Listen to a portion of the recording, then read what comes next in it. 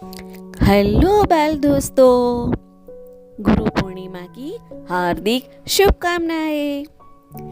मुझे जन्म मिला इसलिए मैं मेरे माता पिता का हम आदर करते हैं, किंतु मुझे जीवन की सच्ची दीक्षा, शिक्षा और ज्ञान मिला, इसके लिए मैं मेरे गुरु का हम धन्यवाद करते हैं।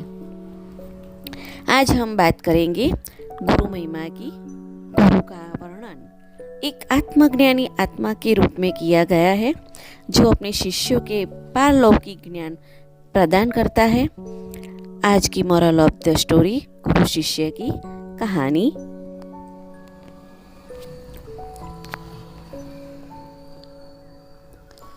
एक गुरु और शिष्य जंगल से होते हुए अपने गांव जा रहे होते हैं। अंधेरा काफी हो चुका था। शिष्य ने अपने गुरु से कहा कि गुरु, ये काफी रात हो चुकी है गुरुजी, अगर आप कहें तो आज की रात यहीं आसपास के किसी गांव में गुजार ले। गुरुजी ने अपना सर हिलाया और वो आसपास के गांव में एक छोटे से घर के पास जाकर रुक गए। अब जैसे ही वहां गए तो गुरुजी ने शिष्य ने दरवाजा ठकठकाया।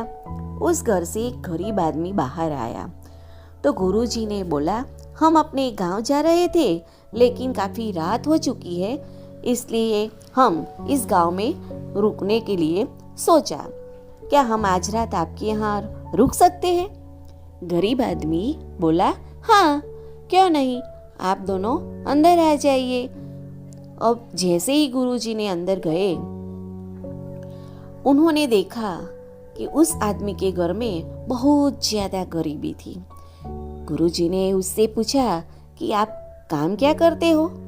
वह गरीब आदमी बोला कि मेरे पास बहुत सारी जमीन है। तो गुरुजी ने बोला, अगर तुम्हारे पास बहुत सारी जमीन है तो इस तरह से क्यों रह रहे हो?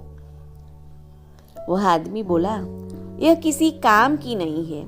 गांव वाले बोलते हैं कि ये बंजर जमीन है, यहाँ पर कुछ भी नहीं उगा जा सकता और वहाँ फसल उगाना बहुत बड़ी बेवकूफ़ी है। गुरुजी ने बोला कि तुम्हारा गुजारा कैसे होता है? उसने बोला कि मेरे पास एक भैंस है जिससे मेरा पूरा घर चलता है।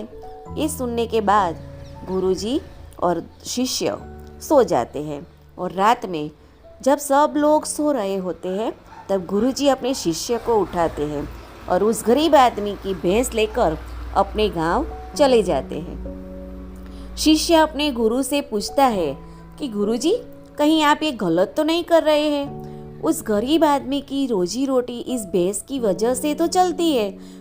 तो गुरुजी अपने शिष्य की तरफ देखते हैं और मुस्कुराते हैं और आगे बढ़ जाते हैं।